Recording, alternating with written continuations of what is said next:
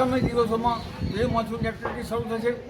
દેશના ઘણા ભાગોમાં ગાજવીજ અને આંધીવંટર સાથે વરસાદ થવાની શક્યતા રહેશે.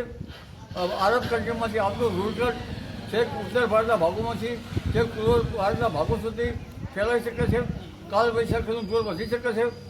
તારીખ 12 થી 16 લગભગ વડોદરાના ભાગો, મધ્ય ગુજરાતના કેટલાક ભાગોમાં ગાજવીજ અને આંધીવંટર સાથે વરસાદ થવાની શક્યતા રહેશે. ઉપરાંત અમદાવાદના ભાગોમાં પણ કેટલાક ભાગો વરસાદ થવાની શક્યતા રહેશે. ગાંધીનગરના ભાગોમાં પણ હવામાન બપોરતો આવશે. ઉપરાંત ઉત્તર ગુજરાતના મહેસાણા વગેરે ભાગોમાં ગાજવીજ સાથે કેટલાક ભાગોમાં થંડર એક્ટિવિટી સાથે વરસાદ કે વરસાદની છાંટા પડવાની શક્યતા રહેશે. આ ઉપરાંત બનાસકાંઠાના ભાગો અને સમી હારીજના ભાગોમાં પણ હવામાનમાં પડતો આવશે. ઉત્તર સૌરાષ્ટ્રના ભાગોમાં પણ હવામાન પડતો આવશે. કચ્છના ભાગોમાં પણ હવામાન પડતો આવશે. સૌરાષ્ટ્રના કેટલાક ભાગોમાં હવામાન પડતો આવશે. સુરતના કેટલાક ભાગોમાં પણ જે પ્રી મોન્સૂન એક્ટિવિટીનો વરસાદ થઈ શકે છે.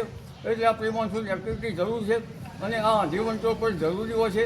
કારણ કે રજકણોના લીધે ઉપરના ફ્રીઝિંગ પોઈન્ટમાં જે અરબ સાગરનો ભેજ અને બંગાળ ઉપસાગરના ભેજનું જે વરાળ જાય છે એ વરાળને ઉપર એસપીએ લેવલમાં ત્યાં ઠંડક મળે છે અને ત્યાં ફ્રીઝિંગ પોઈન્ટ થઈને ત્યાં હિમપત્તીઓ બને છે અને આ હિમપત્તીઓની જે છે એ વરસાદ માટે જરૂરી છે.